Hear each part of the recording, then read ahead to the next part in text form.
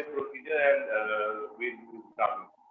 Good morning and welcome to the second day of the E-Symposium on Street Children in India, organized by Chronological Research and Development Organization India in collaboration with Dr. K. N. Modi University, Mewari, Rajasthan.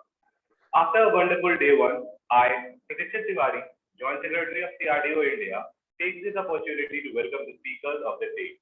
Dr. Mala Goswami Madam, Dr. Debarati Halder Madam, Dr. Bijli Malik Ma'am, and Mr. Manoj Kumar Sharma sir, the fellow members of CRDO India, and all the participants to the day two of this symposium. Before moving ahead to the first session, I would like to address the participants. There is an important notice for all the participants who have registered for the e-symposium. In the middle of the e-session, a feedback form will be released, which will also be considered as the attendance form. The participants are requested to fill the feedback form and submit the same before the end of the respective session.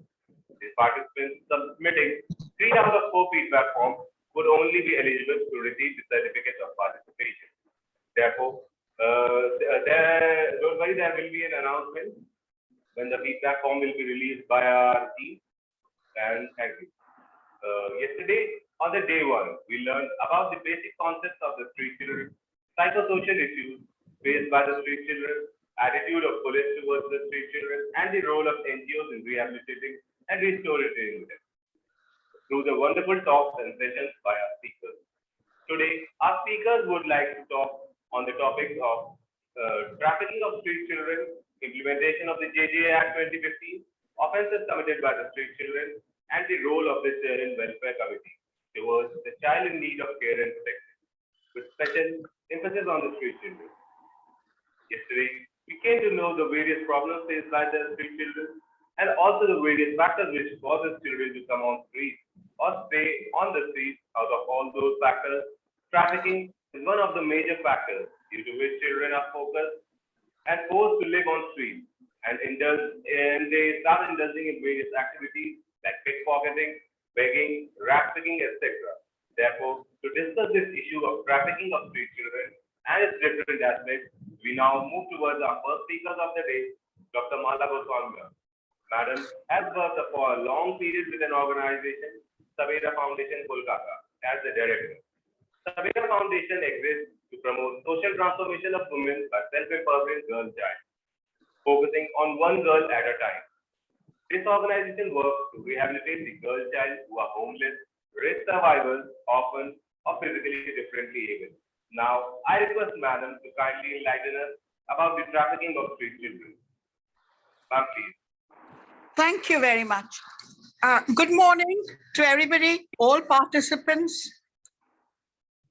It's a very interesting topic that I have been asked to speak on. Now, presently, I'm a faculty member of Central Detective Training Institute, Kolkata, which is under BPRD. That is Bureau of Police Research and Development.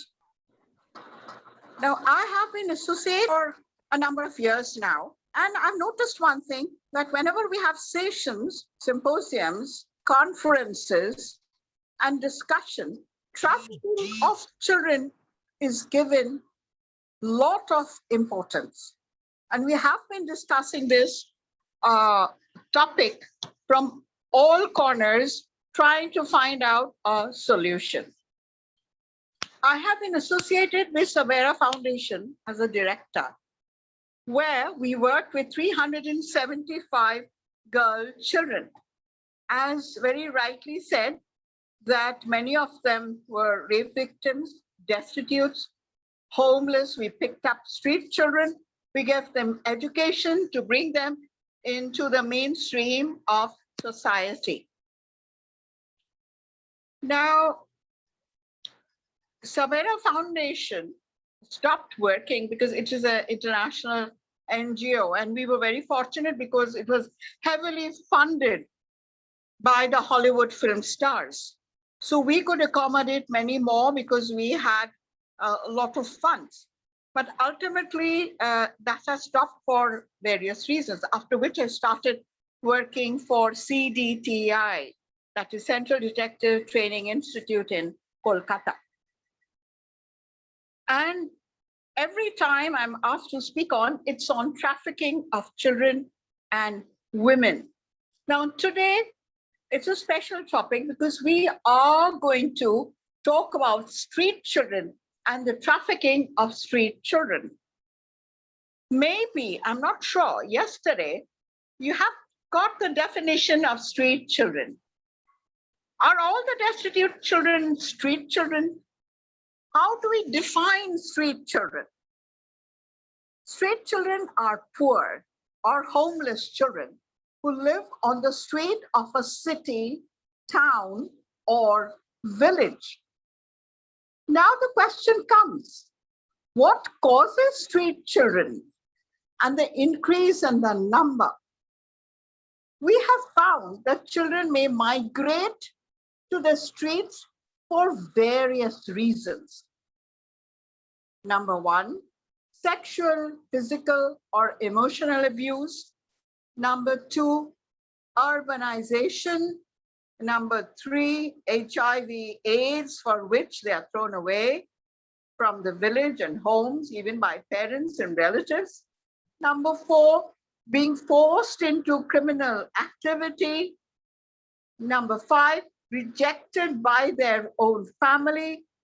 Number six, mental health issues. And the last one, the substance abuse. Now, we have many more reasons. Now, but what circumstances define a street child? Street children are minors who live and survive on the streets.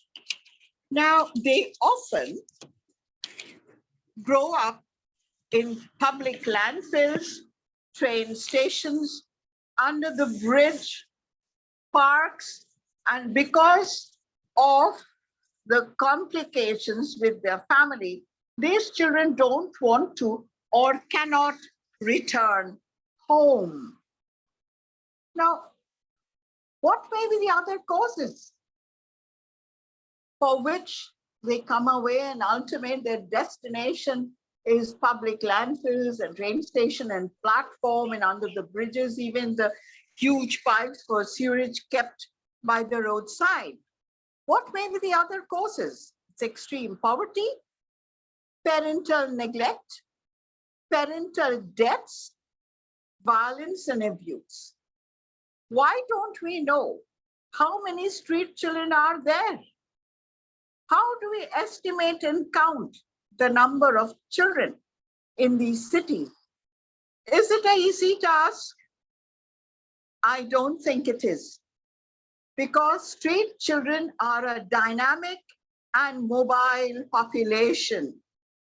In number of cases, when I go around in the night talking to them, helping them with food, clothes, shelter, and medicine, I find that the same set is not there anymore. They've moved to some other places. Now, the counting that are done at a fixed point in time can be very, very misleading, depending on when the count takes place.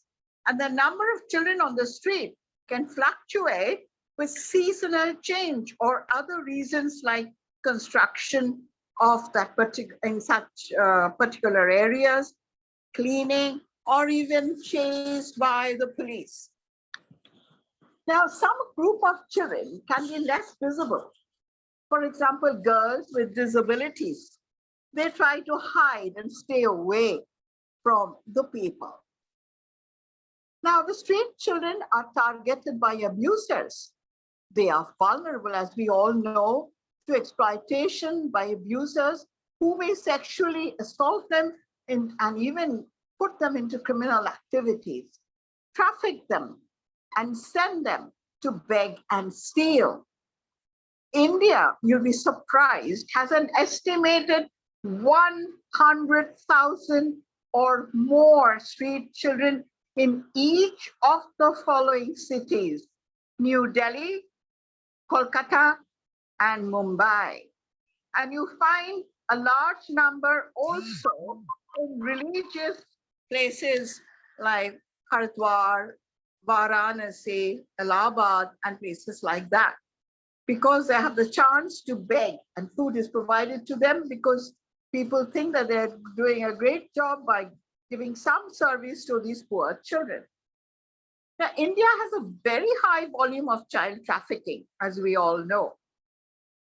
As many as one child disappears, you'll be surprised to know, every 8 minutes.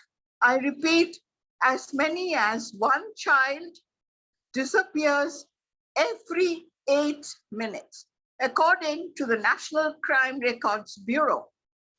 Children on the streets are tricked by the traffickers when they are offered the job and a dream full of colored future. But upon arrival, they are enslaved. Their children are trafficked for various reasons. As we know, you must have discussed this yesterday as well, for begging, sexual exploitation, drug trafficking, crime, organ trade, and even pedophilia, which is quite a new concept. And earlier it was found in the rich countries like USA and some parts of Europe. Now, the number of street children traffic is increasing. Why? Very simple reason, due to poverty, weak law enforcement. Some children who are trafficked from village houses are refused to be accepted by parents after being rescued. And ultimately, street becomes their home.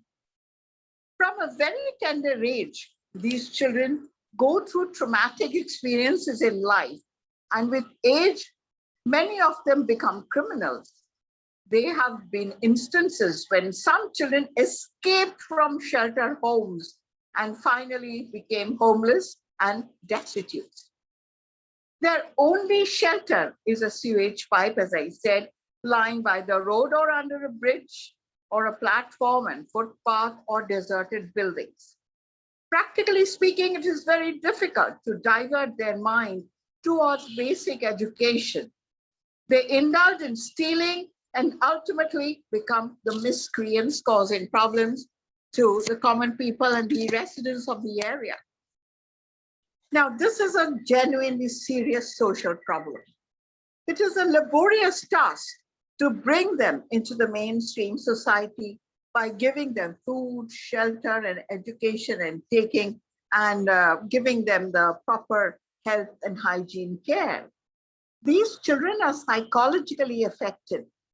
They lose their positive thinking, which is quite normal. And after getting trafficked, initially, they are lured into good jobs, money, and comfort. But they are not aware of the harsh reality then, and they easily give in to the traffickers when they know that they are going to have a better life, at least food, good clothes, and life will be very colorful because they are children, they're not mature.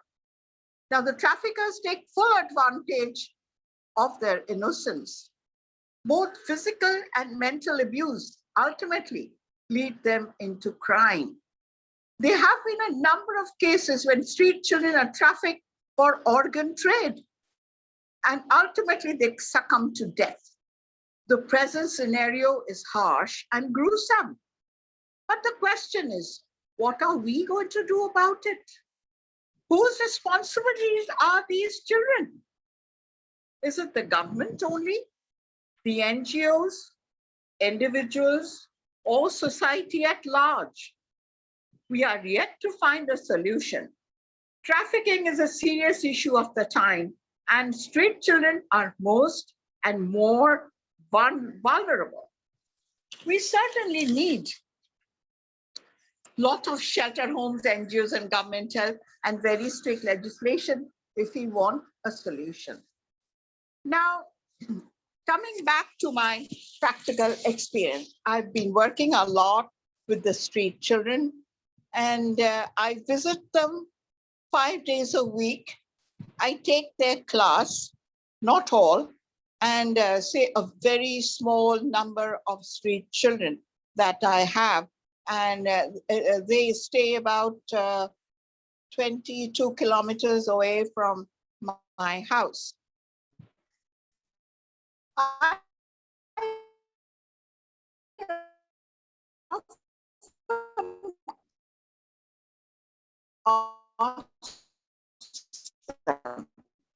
where did they come from? Where is their home from them? I cannot remember. Some dadas came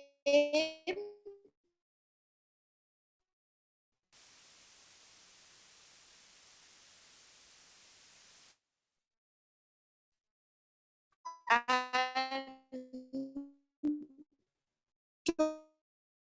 told my parents that yes, and they were.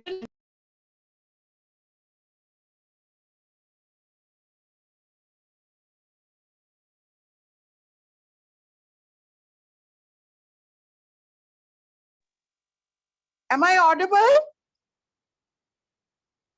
Hello? Hello? Yes, ma'am, you are audible. Okay, thank you. Now, you see, and so I know that they were trafficked. I said, did you come on your own? Or did your parents ask you to go with these people? He said, we were too young. I really don't understand. I don't remember everything. But all I could say that, you know, a boy or sitting next to him, he said that, yes, his parents said, we cannot offer you food. And you get beaten up by your father who's drunk every day. So it's better you go with them. And then you get education, you get food. And so they're taken away, after which there's no trace of them. And these children that I know of, where I take their class and I try to give them as much as possible, including the food, including their clothing, and I'm trying to build a place for them to stay. And they often ask me a very simple question. You are giving us education, but when do we start earning? You are giving us food now, but what happens when we grow up? Those little children, they ask me, who's going to give us the job? What do we tell the people? Do we work in people's homes? Where do we go? What happens to us when you are not here? Then we get trafficked once again. Again, the dadas will come and take us by force. And many of the young ones were sleeping and they were picked up from the footpath. So what is the guarantee that we'll have a good future? You see, the question they ask is not very easy to answer, but even then, I try my best. Now, after these children are trafficked, including the girls and the boys, the trauma they undergo, what they told me, they were picked up from the streets, they were taken to an unknown place in the dark, and there were about 30 to 40 children in one small room. They hardly had a place to even stand. No food was given to them for 3 days, and they were starving. And if they asked for food, they were beaten up mercilessly. And after that, they didn't know where they were taken. And some of them said that they were taken to brick fields where they had to work day and night, 16 to 18 hours a day. And they got only one time food, a little bit of rice, a piece of onion, and some salt, that's all. And I said, then what about the money? Did they give you any money? He said, no, they did, but those people came and took the money. I said, then how did you land up here? He said, 4 of us here in the group, we ran away in the night because we couldn't work that hard anymore because we were beaten up mercilessly by the brickfield manager. These are some of the very, very common instances that I'm talking about. Then I come to some girl children. They are street children as well. I said, what happened to you all? They said, my father sold me. He couldn't feed me. He couldn't get me married, but we were told that we were going to get jobs in the towns and cities. So we went with them. And ultimately, we were raped and we were left. And some of them were even sold to brothels. But those children, I don't know ultimately what happened, but I can only tell you about the children that I'm working for. Now, can anybody who are present here tell me that, as I told you, one child gets lost every 8 minutes in India? What happens? What is the future? What about legislation? What about, you see, a very strict law and the legal enforcement? Do we have that? Or is that missing in India? Now, just to study, to make more research, I've been to some other countries as well. Like Bangladesh, I've been to Cambodia, I've been to Thailand, and where, just to find out, Nepal, Bhutan, Sri Lanka. There too, this problem is quite a serious one, but they have taken out good measures. The government is building up homes, giving them education, teaching them agriculture, teaching them weaving, but the number is not so big as it is in India. What is the ultimate solution? We often have symposium, we often have discussion, we often talk about with experts, with a lot of participants from different fields of the society, with students, with research scholars. But ultimately, what is the answer? What is the solution for these children? In Kolkata, where I stay now, if you visit the platforms, you'll find children there. They steal, they pickpockets. They're pickpockets, and they don't know what is going to happen to them. This has really become a very, very serious problem, a very serious problem. And now, the organ trade, like taking out the kidneys or the eyes and whatever is needed, and they are thrown away. They just take them out, luring them to give them food, education, and all that. And after that, the doctors, the quack, they just take out the lungs and, the kidneys, and they are sold enough. And after that, death waits for them. This is their future. Now, this is certainly a very, very serious problem. I don't know what is really happening in Delhi. I don't know what is really exactly happening in Mumbai, because I haven't really had my research done in these two cities, because I'm basically stationed in Kolkata. But in Kolkata, this particular problem, you see, it's really becoming a very serious threat to the children. There is uncertainty. Ever thought of this problem, thought of coming to a conclusion, a suggestion, a positive one, as much as possible? The participants, please.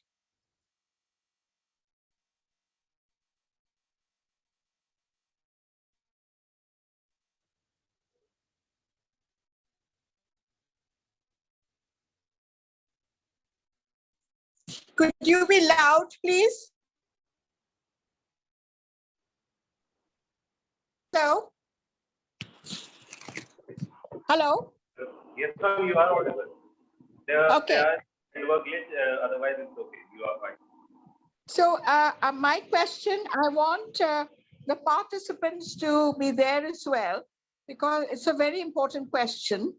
And if they could come up with some positive thinking, suggestions, which I would like to put in my research work. What is it that we can really do? Because how to my question is how to help the traffic street children who are growing in numbers in our country, especially in the metropolitan cities. I think the participants have heard your question, and I request the participants to answer in the chat section. And ma'am, the question is would be later after both the speakers have spoken the topic. Do you like to continue some more, or we should go ahead? No, I have one or two more points here to discuss. See, we have been talking about trafficking of women and trafficking of children at large in CDTI, in Central Detective. But this topic, especially that I was given on the street children, we haven't really covered this in particular. That is the street children. We have spoken extensively, we have discussed this at large, and the trafficking of women and children and how to rehabilitate them. What is the ultimate future of these people? Now, in that particular topic, we have also referred to the children who run away with their boyfriends, you see, and the young wives, but they're adults, they're offered jobs in Delhi as domestic help, and after which it's not so, they are sold in brothels. Now, some part of it is also applicable as far as the street children is concerned.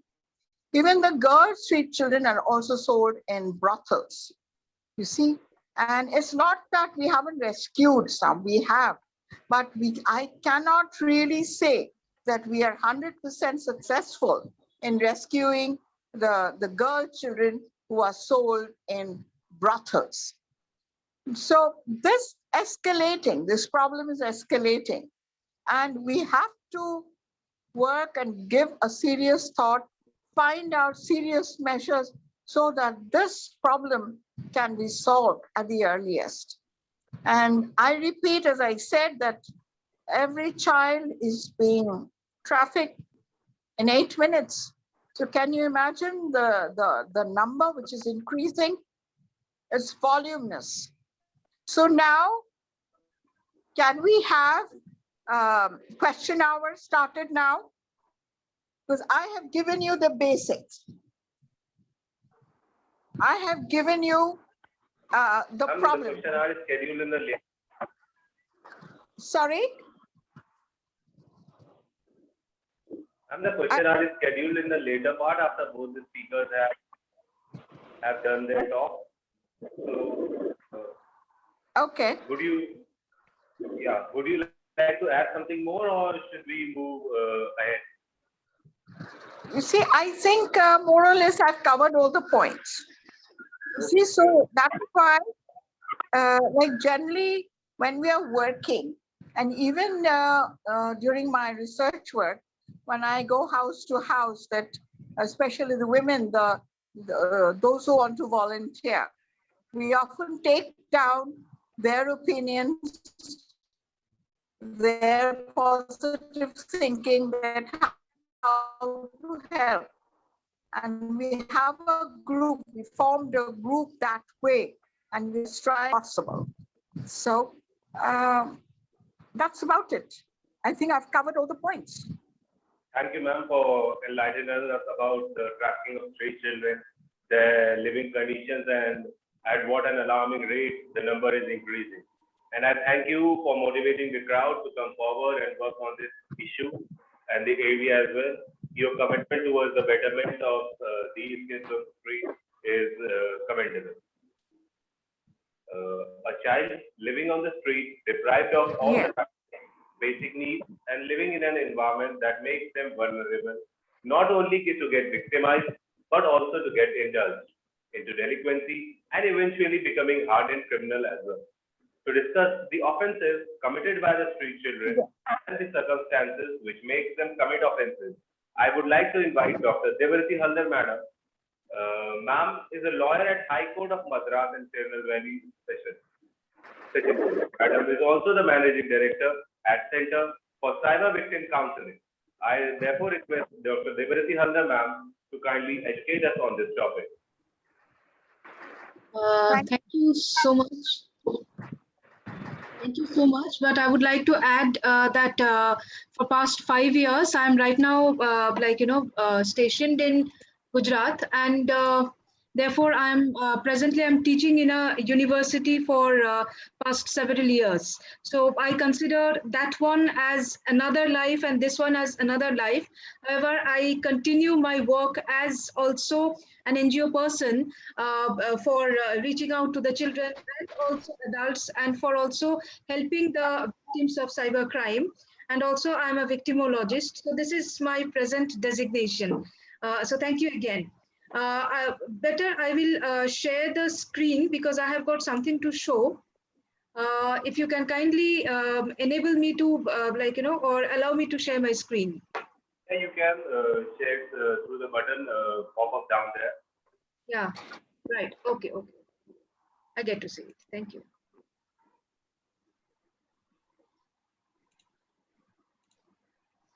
Okay.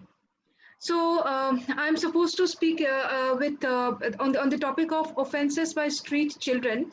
Let me tell you that I was very much impressed with Dr. Goswami's speech, and even yesterday also, I did get to understand some of the glimpses of the speakers about the street children.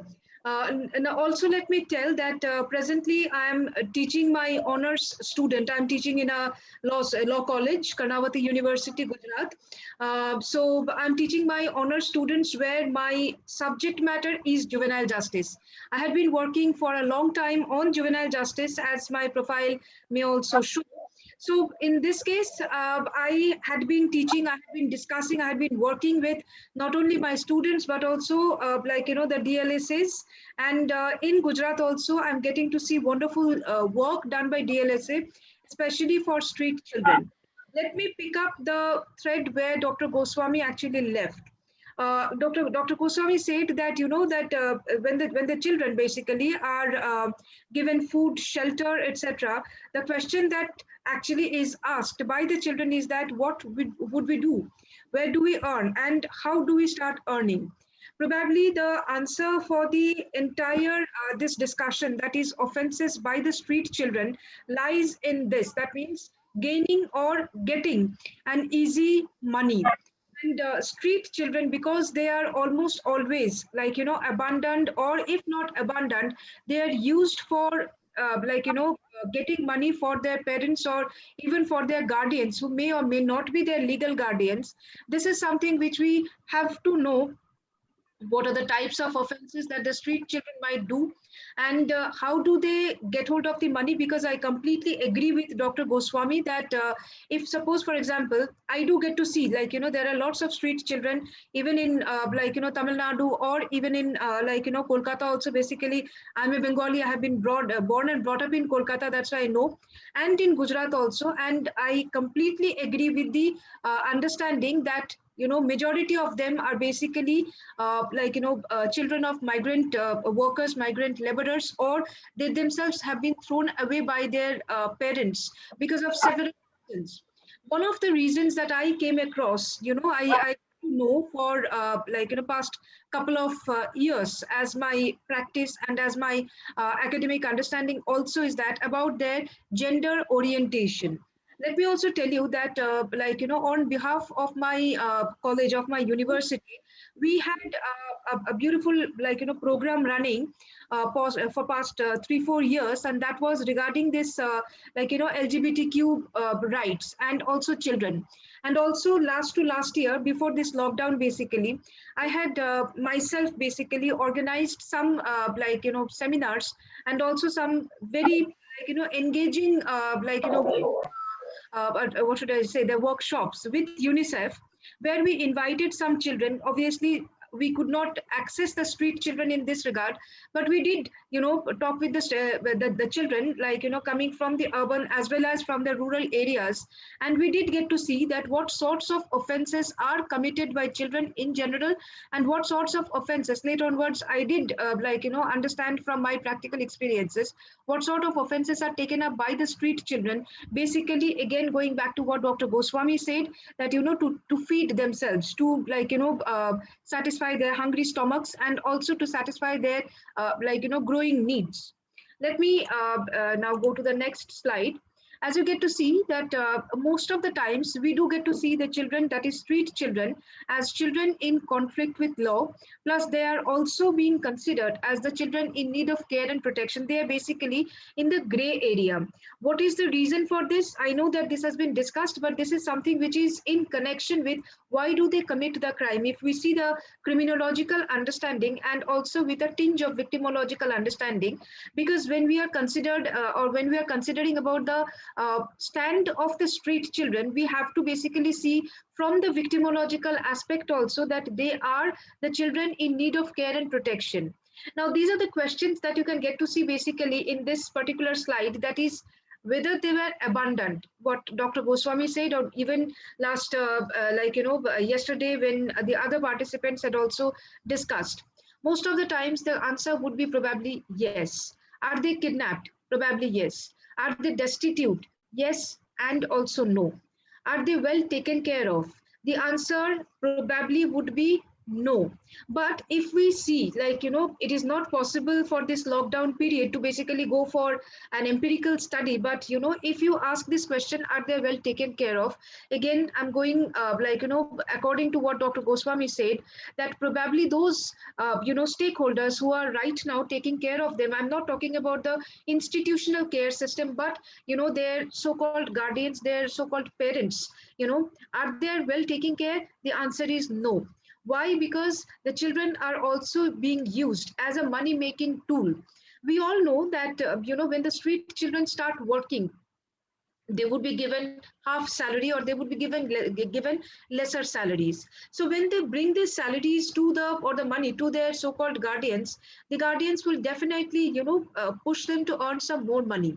Now, how to earn this more money? I mean, again, as Dr. Goswami or as other speakers have also probably mentioned, that the easiest way for any street children is to get engaged in, I'm telling about the two things, that is positive and negative understanding.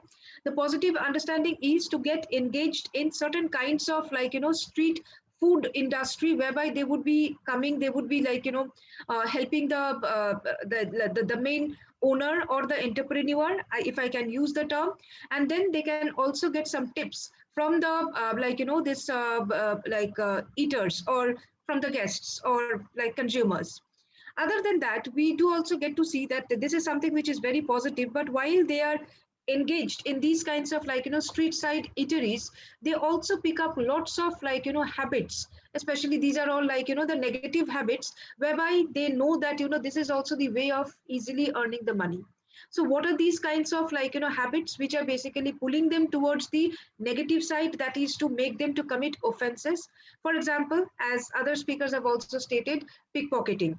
Also, not only pickpocketing, these children are also given a very easy way to go ahead for some other sorts of offenses also. I don't know how many of you have basically experienced or seen. In the highways, when you go, you would get to see that there are certain specific points where if you run a four-wheeler, your tire is definitely going to be punctured, and that is nearby there is some shops which are the puncture repair shops, and all these things are there. So I basically, this is my practical experience, where I've seen that the children basically, they're getting some glass pieces, broken glass pieces, they're putting it on the street as if to make it a platform where you would probably feel that yes, some kind of accidents have happened earlier. Not only the glass pieces, some other trash, iron trashes. So this will affect your tire, and your tire will be having some kind of problems. So these children are basically paid a very minimum amount of money for these things. Not only that, there are other sorts of offenses are also there, say for example, when the persons, they get down from their cars, so there is some kinds of it's not pickpocketing, but it is like broad daylight stealing. Not only this, there are also other children are also there. I'm talking about the street children who would be engaged, or who themselves would be coming up for sexually harassing other street children or sexually harassing the non-street children or even the adults. All these things together, I go ahead for explaining this entire situation. So there are two kinds of offenses. Basically, if we speak about the patterns of offenses committed by street children, we do get to see two kinds of offenses. That is the traditional physical space offenses. These traditional physical space offenses can be of varied types, which I'm going to discuss now, and also cyber crimes. Let me first discuss about the this thing, that is the like cyber crimes, and then I will be coming up with some more understanding about what are the traditional physical space crimes which are connected with the cyber crimes. When I was in Tamil Nadu, I have stayed in Tamil Nadu for a long time, and those of you who have visited Tamil Nadu, especially the southern parts of Tamil Nadu, you might be knowing. I mean, especially there are some very beautiful scenic, beauty places, and also if anybody have visited Kerala. So I used to stay near Kerala. So my district was very near to Kerala. So there basically there are water bodies are there, and people from different parts of the country and also Tamil Nadu, they visit these places because these are basically these waterfalls, beautiful waterfalls are there, and these are very famous for massaging. And it's not something which is connected with the sexual massage that we get to see, but no, this is very famous for the Ayurvedic massaging oil, Ayurvedic herbal oil, etc. So all of you have heard about this. So here you would get to see that the children. I mean, there are lots of first I used to think that they are the children of the shop owners or the street side shop owners, but later onwards even these shop owners also stated that no, they are not their children. They are basically coming up. They are probably street children. They're probably abandoned children, and also they are making a living there by selling some goodies. Some children are also coming from the this tribal community also. Later onwards, I also understood that this is not the problem of Tamil Nadu only. Almost all states whichever have got this natural tourism, natural scenic beauty related tourisms, most of the children who are living on the streets, they might be having the same problem. So what do they do? Basically, as you get to see these traditional physical space offenses, they might go ahead for the traditional offenses like pickpocketing, or for theft, or forcefully making the it's kind of bad touch, etc. for the adults, because most of the times we get very emotional by seeing that children are trying to sell something and we have to buy. So these children basically slowly they start picking up the habit of touching the body parts, so that, and they know that these are the body parts, if I touch then the people will react and they have to look at us. So by that, when they grow to the adolescent age, and from there when they start growing towards the mature teen age, they know that these are the body parts which probably will be having some kinds of what should I say, that kind of sexual pleasure, etc. for them. And this is something which is deeply connected with the psychological abuse of the children also, because the children themselves are abused, as the other speakers have also said. So this is something which probably we have not considered when we see from the JJ Act perspective, Juvenile Justice Act perspective, or from any other traditional penal law perspective. Because one thing that we get to see for this bodily harm, or bodily harassment or assault related things, is that especially for the sexual assault, we do get to see that it is the section 354 series, 354 A, B, C, D. And also there are certain other sorts of provisions in the Indian Penal Code which very clearly say that if somebody is touching inappropriately for children and also for adults, and obviously how can I forget about the POCSO Act also, so that particular person, irrespective of his age, would be considered as an offender. But what happens in such cases is that we generally do not see that how these street children basically pick up these habits. As I again am stating here that they basically find out that if I touch these areas, that particular person has to look at me, that particular person has to either give me some alms or they have to buy something from me. and like slowly they find out that what are the body parts, what are the so-called the spots where if I touch, the person would be not liking it. And by that they slowly start understanding that entire that sexual behavior. And obviously again I'm telling that because they know about these things by their own personal experiences. What happens for the later on later these things is that as you get to see, this is as you get to see here the poster, it is from the UNICEF. There are lots of tools available for committing the offenses, especially on the cyberspace and also on the physical space. Now you ask me that how these tools are available and what are these tools. For example, a child can basically, especially a street child, can basically, when he is having a free time, so-called free time, he can sit in the group, or he can go with some adults. They can access some porn contents, and they know that how to create or how to commit these kinds of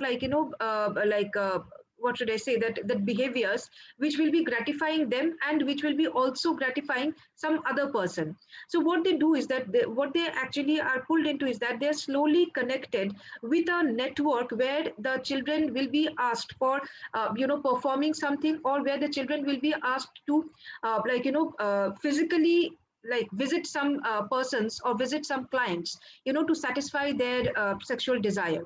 Not only that, the children will also be asked that to have the, that's the reason that I was talking about the scenic beauty places. The children will also be asked to photograph, to click the pictures. Now the children are having some kinds of smartphones, and this is not their own personal smartphones. It's actually kind of the group phone, like one phone per group, something like that. And these are all smartphones, camera enabled phone. So what they would be told is that you can go and you can click the pictures of people taking bath. Now consider this thing, that if a person has gone to take bath, it's not the so-called sophisticated swimming pool, but it is on the sea beaches or in the falls, etc. You basically do not expect that there would be some kind of cover that when women and men are taking bath, there can be so many people, and it's a public place. There can be so many people, they can come and they can click the pictures, and they can archive these pictures for their own usage also. But these children, what they will do is that in order to show their business tactics, they will be selling something at the same time. They might also be secretly filming these kinds of so bathing pictures. Now this is irrespective of gender that they basically do, and these clippings, these pictures basically are sold on the are sold in the porn market. Obviously again there is a discrepancy here, age wise discrepancy, because they are connected with another network where basically it is coming through hand by hand. That means the devices basically has got lots of not the device, I'm sorry, the content basically changes its platform from one device to another device, and finally it goes to the very worst deep dark net. Next comes that intelligence to execute the offense in a near perfect way. They have been trained. And if they have not been trained by adults, they have been trained by their experience, because YouTube is always there, free for everybody, irrespective of age. Now this YouTube basically, if you get to see that here, definitely this photograph shows a very positive attitude of the children. They want to learn something. But obviously, well, I would not like to comment that whether these children are street children or not, but this is a representative photograph where you do get to see that children do use, I mean, especially the children do get to see the some kinds of contents in a group, so that they can discuss that whether this was better, whether this was not better, whether how can you can improve these things. On the YouTube or any other platform, basically you get to see so many knowledge sharing things, right from the content which would be showing you how to open a lock, ending in how to perform a sexual behavior in a very perfect way. Everything is there on the YouTube. So they get the knowledge out of this, and obviously the question comes is that where do they get the data? Now most of the times you would appreciate this thing, and also probably you would all agree with me, most of the times whatever they earn, they will run to the nearby shops, or they will ask somebody adults, or the adults will be giving them, because the adults are also getting some kind of commission because of these kinds of things, whereby they would be getting some small amount of data charged. or recharged, whichever way you like to say. They will be getting to see these things. They will be also getting to have their own network whereby they would be sharing. If you have heard something called mashed up, videos, what happens in these mashed up videos? Most of you would be knowing about this. What happens in these mashed up videos? Say, for example, those movie clippings or those Netflix clippings which are available on the internet. Some of these shots are basically cut and they are mashed up and they're again released on the net. Do you know that who these persons are who are basically making these things? Because if you say from the copyright infringement aspect, these are basically infringing the copyrights, but basically we don't know because anonymity is also there on the internet. And also if the children are doing it, because the children are creating from their own account, obviously this will be something which is very confusing to say that whether they're using their own account or not, but they're actually using some account to upload, to download, and also to view certain kinds of contents. Knowledge of vulnerable sections of the victims. I'm a victimologist, so I have to speak from the victimological perspective also. And if you ask that, who are the vulnerable section, definitely the first point that will be going is that women and children. But it is not only women and children, but it is also the senior citizens, if you see from that perspective. So leave aside the cybercrime aspects, but physical offenses, children basically because of their body structure, because of their the ability to perform certain kinds of activities, but they can very easily reach out to the people who are even staying in some kind of guarded places. For example, they can put their hands inside the grilled verandas. They can even slide through the very what you call sleekly opened car windows, etc. They can even do many things I have personally seen these things and I was very surprised. I immediately called our DCPO and I told that please take care of these things. When the the other children, like the so-called what I would say that the privileged children, when they would go for board exams, these children basically would be told, they would be knowing that now a very important exam thing is going on. So it is the high time that people will be emotionally charged. So that's the reason you do get to see that the parents and the children, most of the parents of the children, and also the the guardians, the school guardians, schools as guardians, they will be going to the temples, they will be praying to God that my child should have the mental capability and physical strength to sit there and write the exams in a well mannered in a very good manner. What these children will do, again I'm telling, this is my personal experience. Some of the children, they would be even coming up to lie under the cars, and this is something which is a very hazardous activity. When the cars will be stopping in the signals, they will be sliding under the cars. They know very well that the tires will not pass on their body parts, and the other children will also be there who will be hanging on the cars to say that see, you have basically ran over this particular person, and they're very good actors. So immediately they will be getting easy money, because no parent or no child basically wants to waste their time in the street fighting with these children, because they know that we have to reach that particular destination for our child's future sake. And these kinds of offenses are happening because the children know, I mean the street children have been taught that these are the vulnerable time, these are the vulnerable victims, or these are the vulnerable people where you can go and you can basically get some more money, because they're willing to part with more money as per your demand. Then comes obviously knowledge to operate smart devices. Now this knowledge to operate smart devices, as I mentioned, there is a constant knowledge sharing happening to all the smart children, including the street children who are becoming smart. So you tell that they are getting the education, or they're getting some kinds of classes from online teachings, etc. Yes, they're getting some kinds of negative knowledge from the internet. Yes, they're getting. And also because of the vocabulary and because of the the vernacular aspect that they have picked up, children, especially the street children, they can even follow a very foreign language, very foreign language, in the sense that we do not speak that language so easily here. So they can actually follow by just following the body language also, they can pick up the certain modalities of committing certain kinds of activities or actions, etc. So they can basically bring it up thanks to their intelligence, thanks to internet also for giving us updates about how to what you call update our body skills or the skill based knowledge, etc. So these things are happening over the cyber space, and the children are getting affected by that. But please don't take it in the sense that internet is always bad. Internet is not bad. I have seen street children, those street children who are very smart, in the sense who are positively very smart.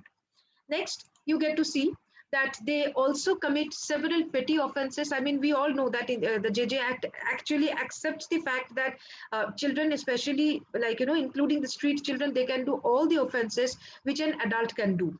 And that is the reason they have basically divided, the JJ Act basically divided the offenses as the petty offenses, serious offenses, and heinous offenses. We all know about that, but let me tell you that what can be the petty offenses. It can also be smart theft. I mean, the theft of the smart devices, pickpocketing, you say. And I have basically seen the DCPO here, the DCPO in Tamil Nadu, or even in Kolkata also. We have interacted with many people, the stakeholders, and they say that children basically are used, and also the children themselves, they do, is that they will now the pickpocketing goes for picking up the phones, and the better the phone is, the better their profit would be. So they are not interested in this kinds of the wallets. And if they're interested, definitely they're interested for the cards, not the money as such. Money definitely will be helpful, but the cards. So they know that how to how to use a card, how to block that particular phone from receiving any other signals, and it will be used for their own purposes. And also they know that how to go ahead for hacking. Unfortunately, this is a very concerning thing that they basically know about this. Serious offenses, if you say that they can be used for proxy stalking also.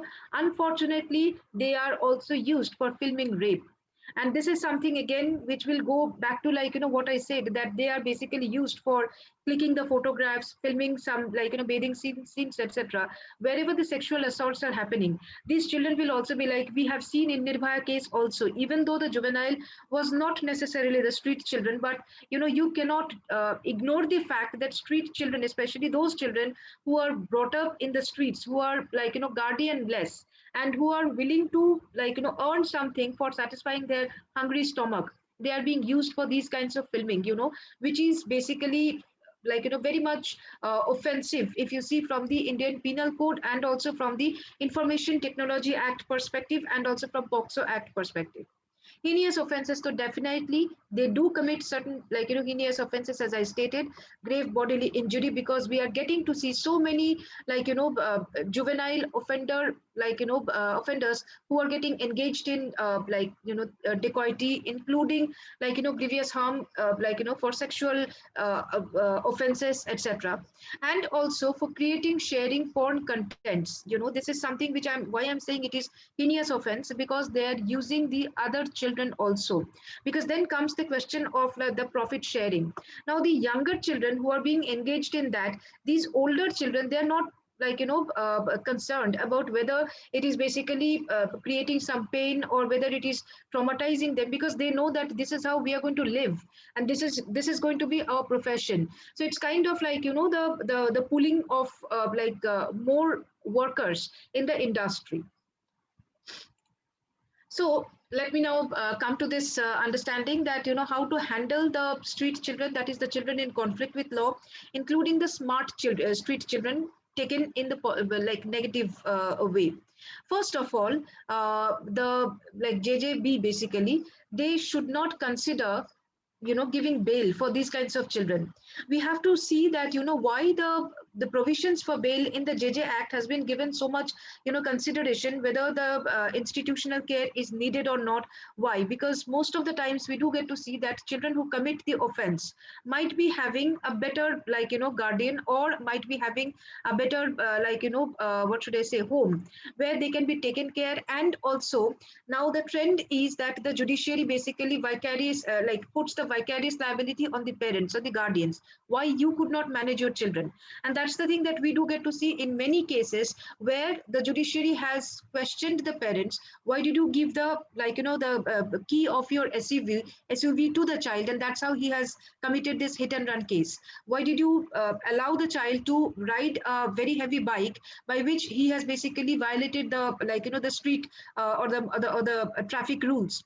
Why did you allow your child to use the smartphone without your monitoring? And that's the reason that he has done something. Say for example, if you consider bullying, or if you consider this what you call the creation of porn contents, or taking revenge, that is revenge porn, etc., we do get to see that the juvenile offenders are getting engaged in this. Now the question goes for the parents, and that is the reason the courts are basically trying to reduce the institutional care system, and they are shifting the thing to the to the homes, basically the biological homes or the guardians. The responsibility is being shared, or the responsibility is being shifted to the guardians, to the biological parents, or to any other person who are taking care of the children. But in certain cases bail needs to be rejected, because if the child goes out, there is no guarantee that the child will be getting some positive environment, because if he goes out, or if she goes out also, she will be again nabbed by the same big bad world, because she is a smart child. That means smart in the sense, quote unquote, she knows about, or he knows about the usage of information technology. He or she knows, or the other stakeholders also know, that because this person is a minor, so he will not be getting the full sentence, so he can be used for committing some more crimes. And also it will be known that this person, the child, basically knows that how to use the physical devices. Who are the vulnerable persons who can be again pulled in? All these things the person will be, that the juvenile, that is the street child, will be knowing.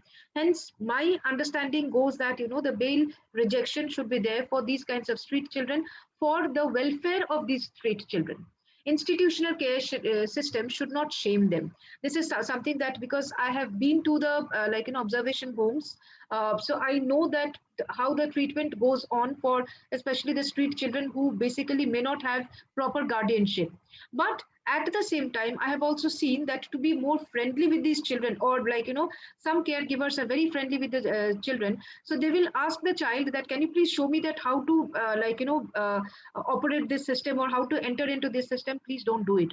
Because the more the child will be knowing that his or her information knowledge is being valued, the more the child will be knowing that, yes, I can do it, and in a very negative way. Because I have heard that the police officer is also asking me to teach, then why shouldn't I do it?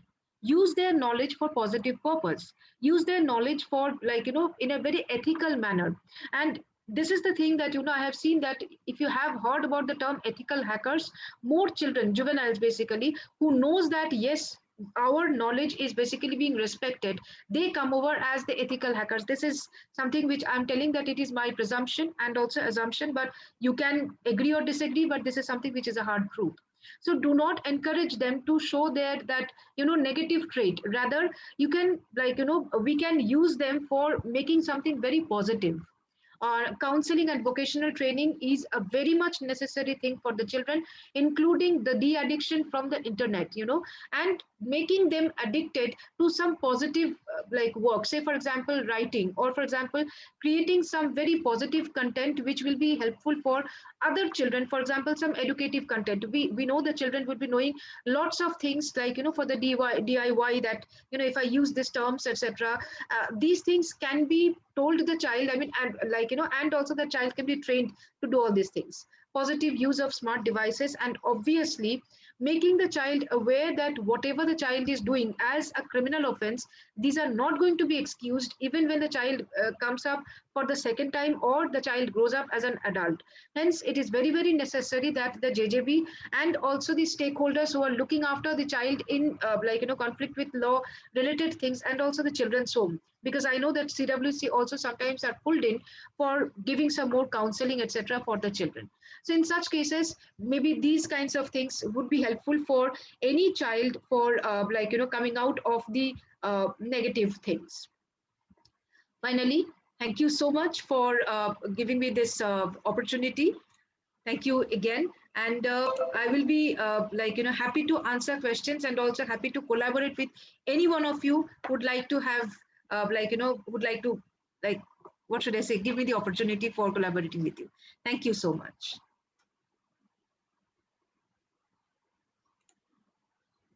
Thank you again.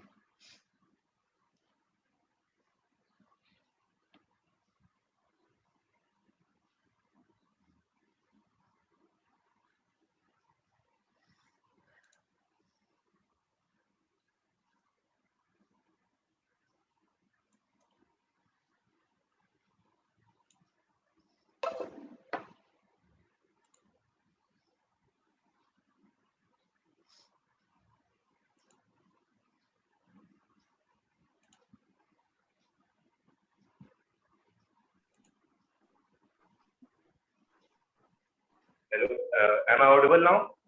Yes, yes, sure, sure. Thank you, ma'am, for enlightening us about the offences committed by our subject and most importantly, the reason behind it. So now I will make an announcement for all the participants who have registered for the Asian Symposium. Now we are heading towards the question hour. And at the end of the question hour, feedback form will be released, which will also be considered as the attendance form. All the participants are requested to fill it kindly. And now I would ask the participants to ask their questions, and they should write all the questions they wanted to ask all the speakers in the chat section, and kindly please mention the speaker's name which you want to ask the question to.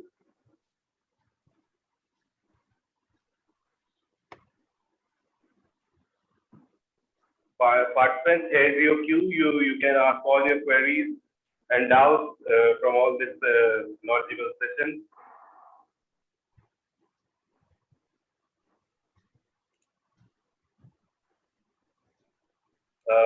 Ma'am, till the questions are coming from the participants, I'd like to address Mala Goswami, ma'am, that there's a question for you from our National Secretary Yashwant Narayan, and he's asking that it's about the unawareness about the legalities and laws regarding the safeguard of children. There are many instances where the parents are involved directly in abusing their children, as they are involved in their trafficking as well. The economical crisis could be a reason, but it doesn't justify the trafficking. So how the common people could be made aware about the laws and whenever they are indulging into such illegal activities. Goswami ma'am, it's for you. Ma'am, please unmute yourself before answering.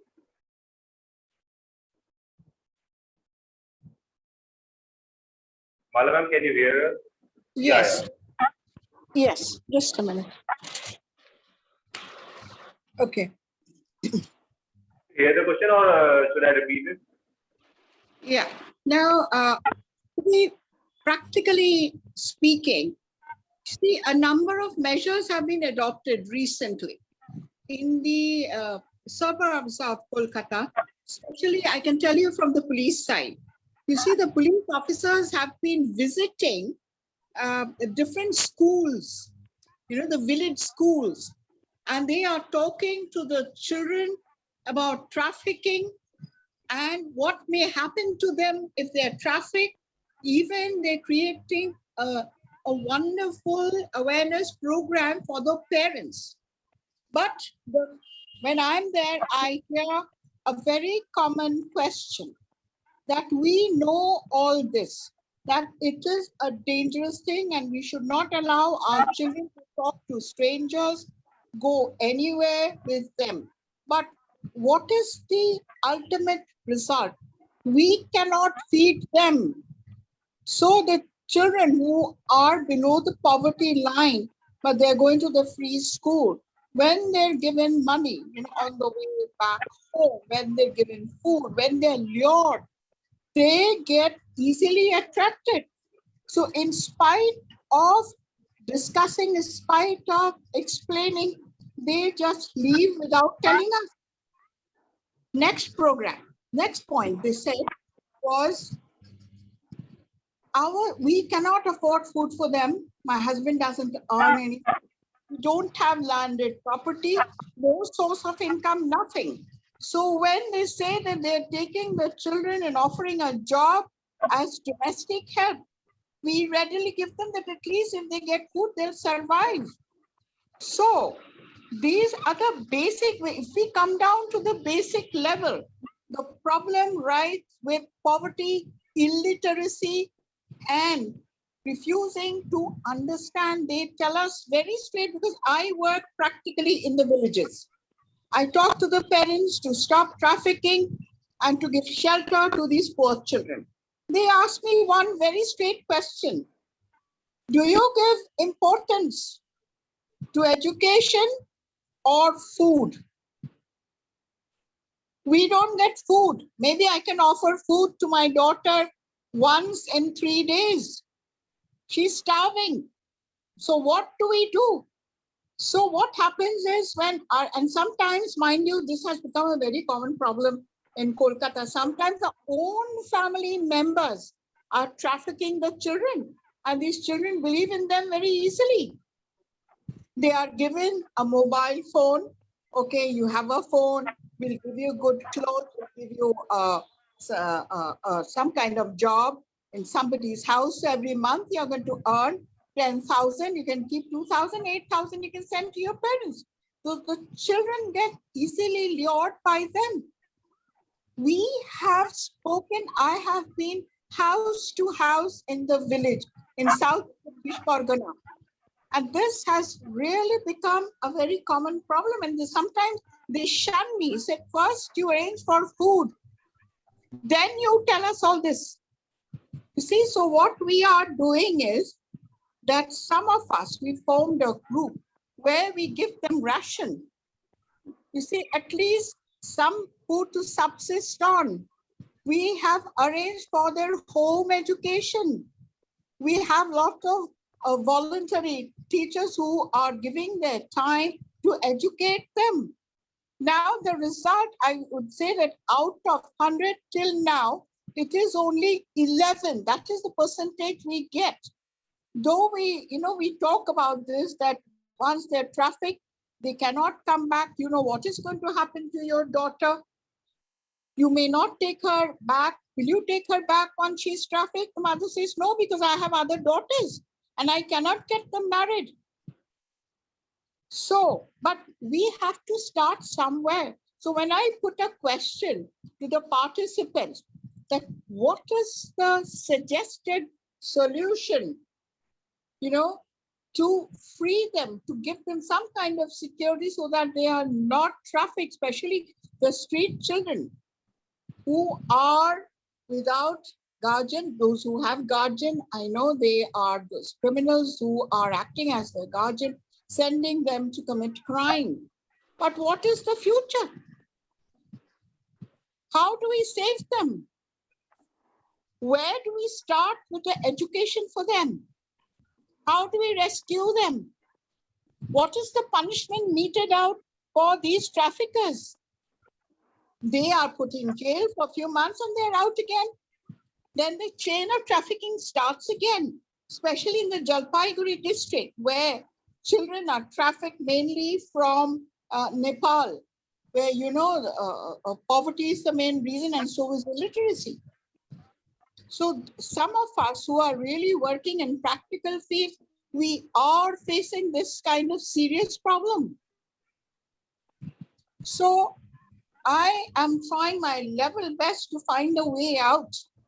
Like when my research work was not on trafficking, but on global terrorism, for which I worked in Afghanistan during the Taliban era, where I started off. But then I decided to come here and work. But the thing that it's been many years now, so I would say only few percent of the children could be rescued and given a sheltered home or given education, and they're pursuing their studies. But do you not feel that each one of us should come forward to meet out this problem? It's just not a handful of people who can do that, especially in our country, in India. So I think that we should all come forward to join hands to meet out this problem, giving them education, some security, some food, and especially who are on the streets, on the footpaths. You know, when I try to explain them, they just run away. I said, are you hungry? Yes. Can you give us some food? So where do we start from? How do we go about? Because the number is increasing by the day. It's a genuine problem. You see, when Madam Haldar, I was listening to her, it's very true when this throw the glass pieces or the nails to see that the tires is punctured so that the tire fellow gets some job.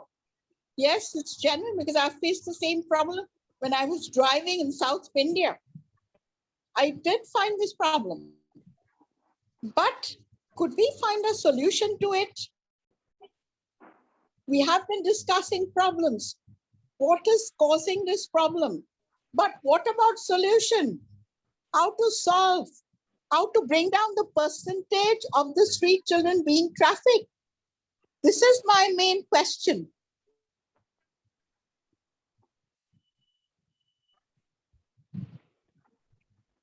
Anybody I wanted to hear some positive suggestion, anybody? Maybe you have new ideas, new ways and methods so that we can help the children. Because we are also responsible to our society. How do we do that? How do we go about it? Ma'am, my name is Yashwant Narayan and I'm the National Secretary of the CRDO India. I have another point. In my house, I have given shelter to 2 raped children. They were refused and they were thrown on the footpath by their parents because they couldn't go back after being raped. So I took permission and they are with me. And there are hundreds and thousands of some children on the footpath. What do we do with them? How do we help them out? I want suggestions so that I can work in that direction myself with a handful of my friends who are voluntarily doing it. How do we go about? Any suggestion from participants? Ma'am, I would like to request Yashwant Narayan, the National Secretary, to hand over this question answer session as I'm facing some internet glitch and I'm lagging my. So Yashwant, please take on from here. Thank you, Pratiksha. I would be even happy if they could post their suggestions on WhatsApp as well, because I always collect them and I file them and I ponder on these points so that they will be of great help to my work, my personal, what should I say, when I work for these children. And some of the points that I've received so far are really excellent. And I do give a lot of credit to the students who have given me such points. I'm thankful to them as well.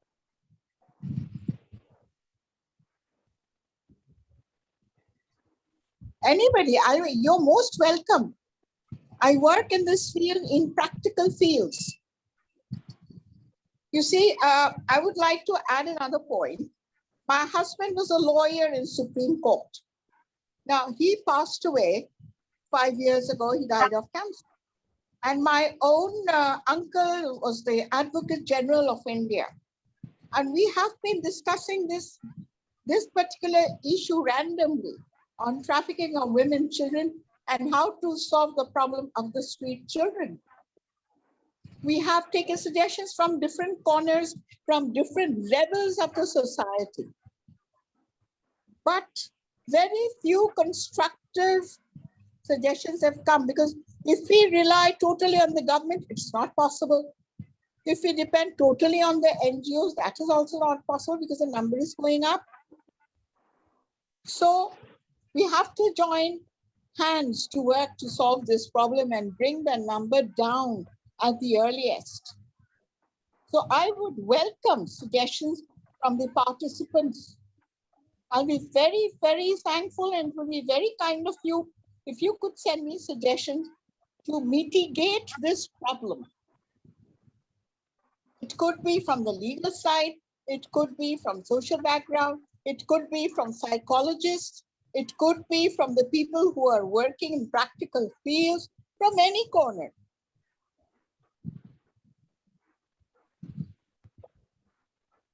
Thank you so much, ma'am. Thank you for answering the question and putting on this question. What could be done for the betterment of the traffic child? So I was trying to answer the question that we're talking about the traffic child, ma'am.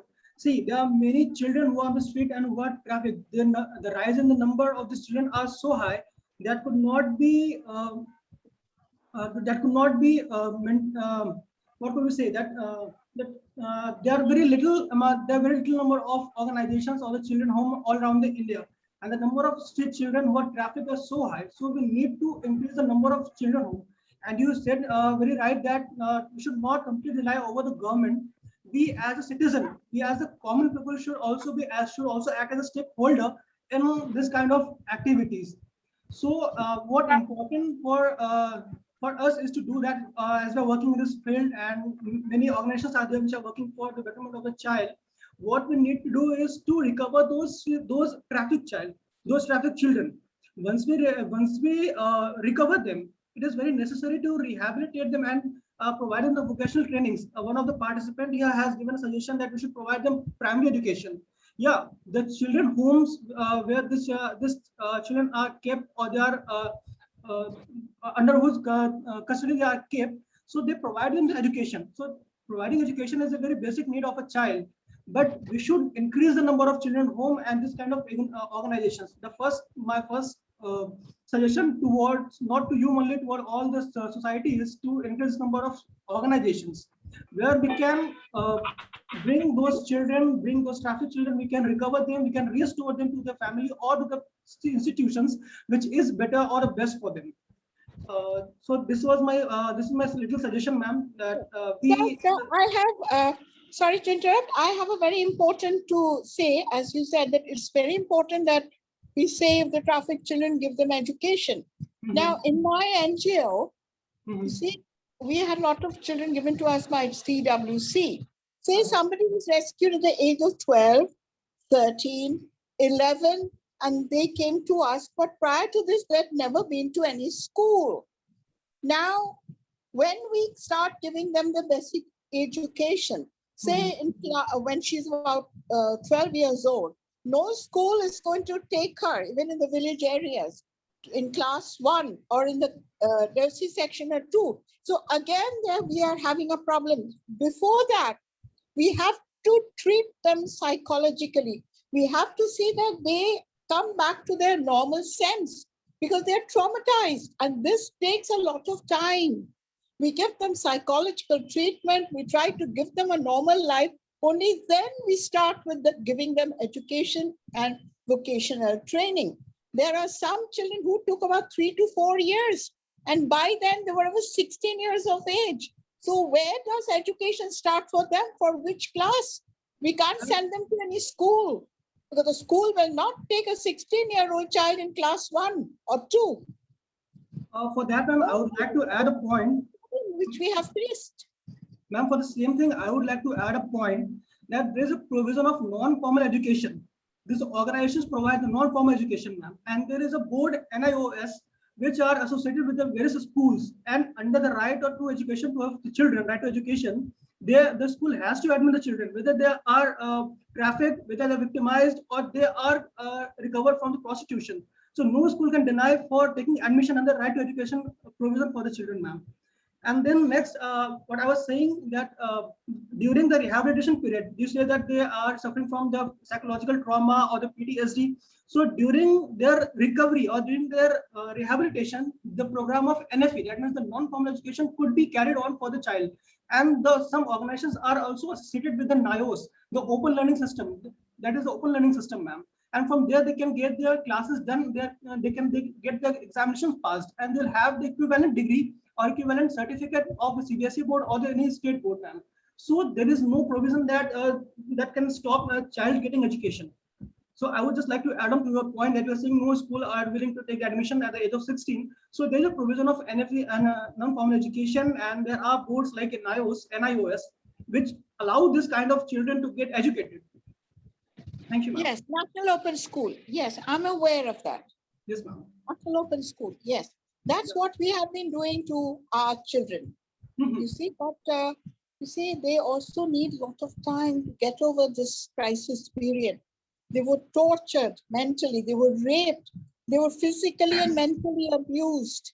So after we get them checked by our doctors, our psychologists, when we see, yes, the stability has been restored, only then we try for the NIOS. Yes, You ma'am. see? And ma'am, there comes the role of these organizations in social reintegration of this kind of victims. But sir, I want to ask you a very difficult, a very simple yet a very difficult question. Yes, What happens to these children when they attain 18 years of age? We cannot keep them in the NGO anymore. The BDO office comes to check. We cannot keep these children after 18 years of age. So what happens to these children finally? Where do they go? Who gives them shelter? But the government has not yet increased the age for the NGOs to give shelter to the children. Once they touch 18, they have to go. I believe the NGOs are supposed to provide the aftercare services to the children who are past of the age of 18 till the age of 21. Ma'am. They're supposed to give the aftercare services. Ma'am. May I say something? Because I understand, as far as my knowledge goes, the special home and place of safety basically exactly. would be working for this. And Mhm. NGOs can come up for public-private partnership for keeping these kinds of children. Yeah, absolutely, ma'am. Thank you so much, ma'am. I think we should move ahead towards the next question. And the question is from Neha Singh for Devati ma'am, as well as for the Bala ma'am, for both of you, ma'am. And the question says, in case of selling a girl into commercial sex, is it possible that she will be considered as an offender for prostitution? If she does the fact that she has been forced and sold into the business would help her to avoid prosecution? So this question goes for both of you, ma'am. Anyone could answer, or we can have a discussion over this question as well. May I answer? Yeah, sure, ma'am. Yeah, okay. The first thing that we have to see from the root of this particular answer is that she has been sold. That's what the question is, right? So in that case, she needs to be considered as, if you are talking about a minor child, she needs to be considered as a child in need of care and protection. So in that case, she may not be considered, I'm using the term may, she may not be considered as an offender. Next question that we have to analyze is that whether prostitution is itself an illegal offense or not. In India, as far as my knowledge goes, my legal understanding also goes, is that running a brothel is illegal. Therefore, if she is not running a brothel, then she should be considered as somebody who needs help. That means she is a victim.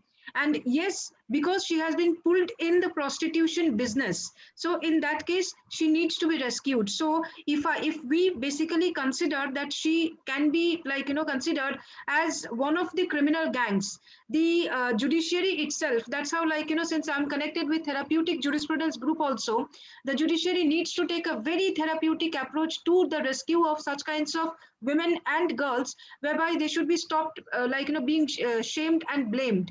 So in that case, what happens is that the girl or the child must be sent to these kinds of the special home, or for example, the place of safety, or for example, any sort of destitute women's home.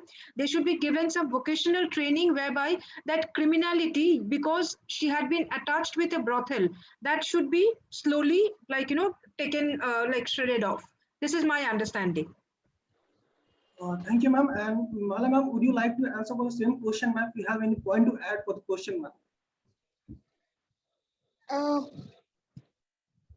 You see, I'm more on the practical side, because the legalities that I know of, I'm not so much in detail like Madam Haidar, because she herself is a very excellent lawyer, because I've been listening to her.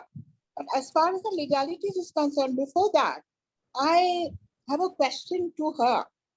You see, we rescued 6 trafficked girls, and they had been to a good school, and they were good academically, and we rescued and they came to our foundation.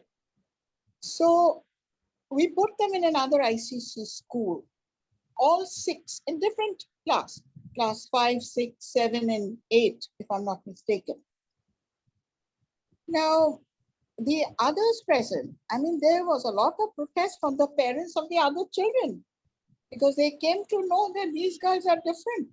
So it was told, mind you, they are all educated parents.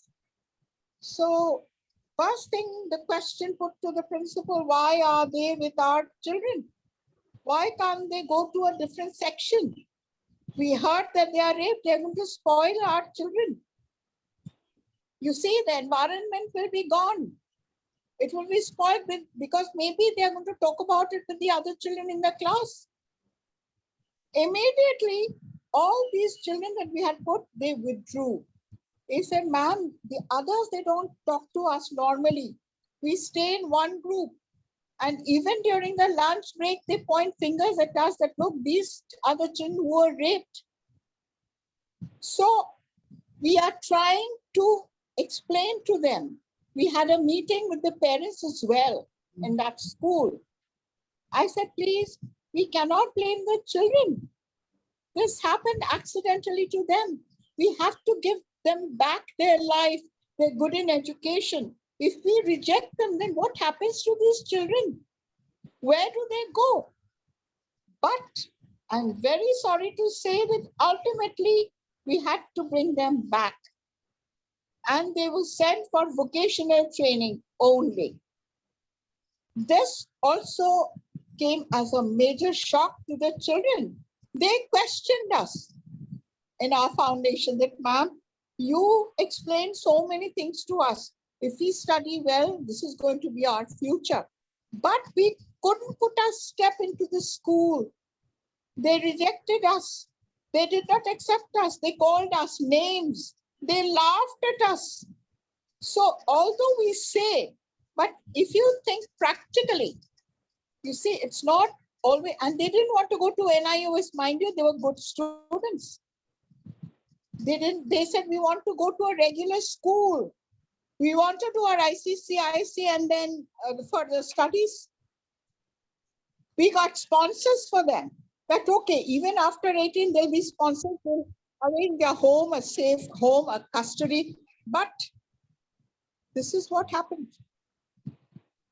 So I think that though we talk, we give a lot of importance that yes, these things, we have to make arrangements, shelter homes, and to give them. Don't you think that first we also need to change ourselves? We have to think from a broader aspect.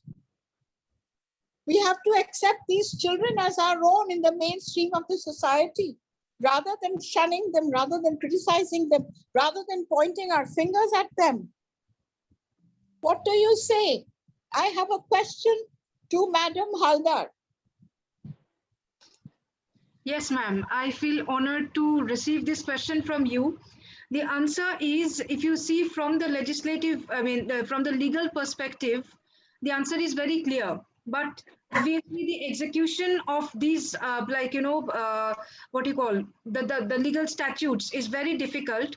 If you see the JJ Act and also if you see the POCSO Act read with IPC Act or IPC, it very clearly mentions that when the child is a child in need of care and protection, if somebody tries to dig out the past, and if somebody tries to shame the child, somebody tries to, above all, discriminate the child, Constitution, IPC, POCSO, JJ Act, all come together to say that that particular institution, that particular guardian, or that particular parent must be penalized.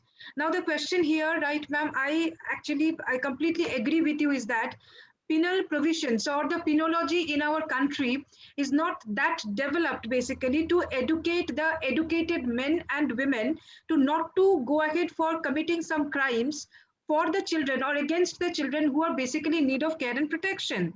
So in that case, I believe that, these kinds of platforms, especially where the researchers in criminology, victimology, or for example, where they are trying to connect with so many others, including the psychologists, trainers, the educators, etc.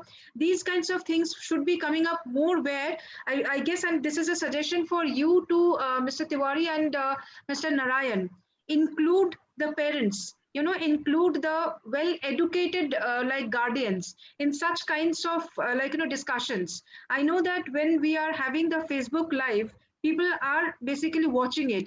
I would also rather suggest that put it on YouTube with the hashtag. I'm a little bit like, I go with the technology, I go with the cyber thing, put it with a hashtag. And then you attract the attention of the educated people with Dr. Goswami's question that, that when we have the laws, why they're not willing to follow that law.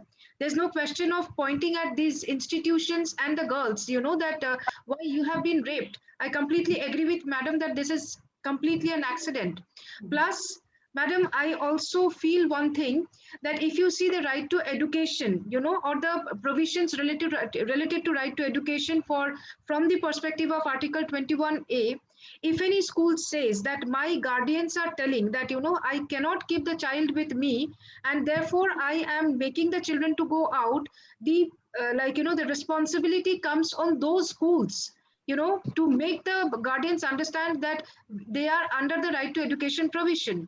After that, obviously, I do understand, as a parent, I do understand the sentiment of others. But when my girl comes back and says that, Mama, there is a girl like that, I have worked with UNICEF. I do work with UNICEF. In collaboration with UNICEF, I have done many other things where I have seen that the child brides are sitting, child grooms are sitting, and we have been then at that time I was very young, I was not this much experienced also, even though, Madam, I'm not experienced as you are, but still then we have been taught by the mentors, do not point at what has happened to them, try to see it from a very positive perspective, that they're trying to come out. So I guess that the schools must be taking the responsibility to let the parents know that it is our job to teach every child, irrespective of whether the child is a rape survivor, whether the child comes from a very good, safe environment. So definitely the school, school administrators, principals, teachers, they should also be brought in platforms like this. Absolutely correct. Thank you very much, ma'am. And we will definitely keep the session in our mind. And we have a channel on YouTube as well, and we post all the videos, and we'll definitely put the question as well that you have suggested, ma'am. And we'll also try to run a program for the parents and education and the principals of various schools, where we can make them aware about not to dig up the past history of the child. We'll definitely do that, ma'am. Thank you so much for the suggestion, ma'am. And as we are live on the Facebook as well, so there's a question from Facebook, and a very interesting question, ma'am. It is related to contemporary time of pandemic. So the question says that how this pandemic has impacted, or to be very particular, how does worsen the trafficking of children? Is it for me or Dr. Goswami? The question, I think this is for Goswami, ma'am, because this is about trafficking. So, ma'am, please could you answer this question, that how pandemic has affected or impacted the trafficking of children, or how it has worsened the trafficking of children? Okay. So pandemic of 2020, continuing 2021, is it? Yes, ma'am. Okay. You see, as far as my knowledge goes, this did have an impact on the traffickers. Firstly, now the thing is whether it was plus or it is minus. Now, because of the pandemic, you see, the police was very much aware and alert. There was curfew, there was a lot of restrictions, hours, and they had to stay home, whether in the villages or the cities, and it was strict. So they did have a problem.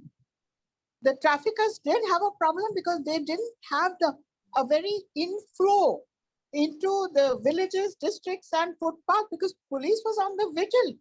So that did have an adverse effect on their trade. That is very much true. But even then, I wouldn't say it was zero.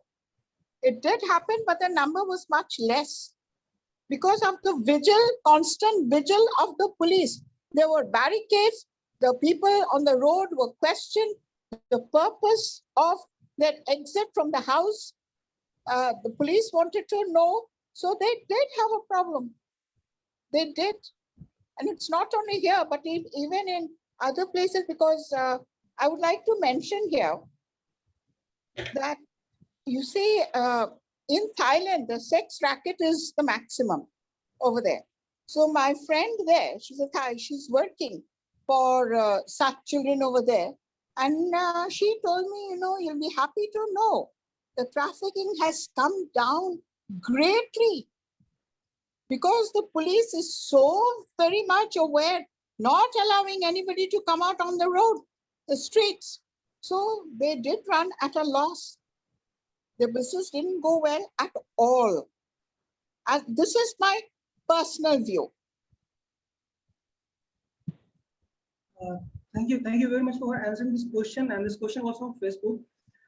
So I think we don't have any more questions ahead. I would like to ask our President, Mr. Rishabh Srivastava, whether he has any kind of question from the speakers. So if you have any kind of question, please put on the question. You can put yourself.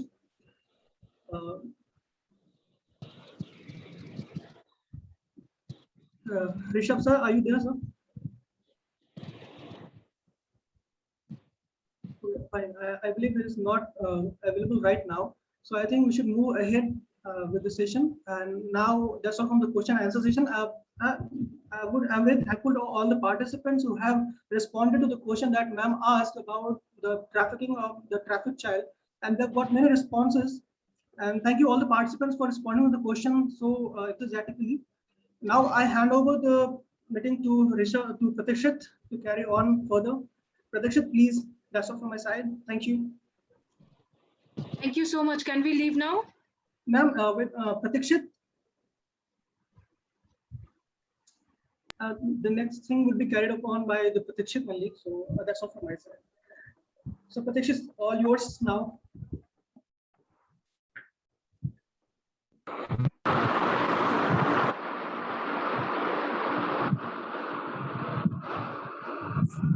Pratikshit, you need to clear. Your voice is not clear. Pratikshit. Yeah. Yeah, now it's audible.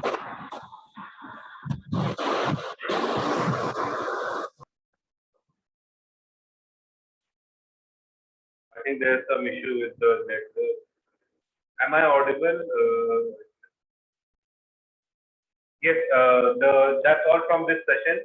And the next session will be starting from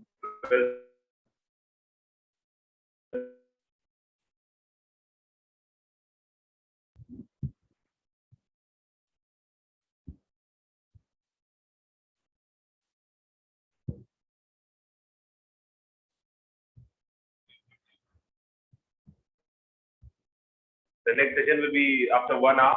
So joining.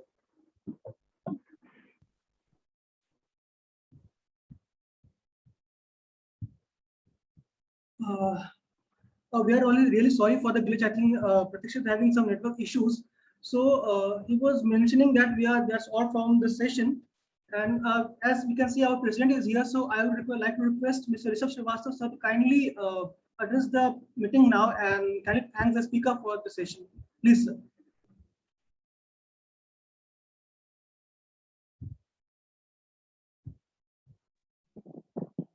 Thank you, Yashwant. And thank you, the speakers for today's session, Dr. Devanshi Hadar ma'am and Dr. Mala Goswami, for giving her insightful information and her knowledge about the topics. I hope the participants who are joined today will enjoy the session and they enhance their knowledge about the topics. Thank you once again, all the speakers and the participants. Thank you so much, sir. Thank you so much, sir. As we are, as our session is ending a bit earlier than the routine, than the timetable, so I would request all the participants to kindly join back us at 2:15 p.m. That would be a break of 1 hour and 15 minutes. And also the feedback form has been released, so you can fill the feedback form and send us before the session ends. Thank you so much, the participants, and thank you so much, the speakers, Devati ma'am and Mala ma'am. Thank you so much for joining with us. And I hope and I expect you to join the next session as well. If you could please join the next session as well, ma'am. Thank you so much. Thank you. Thank you so much. Thank you.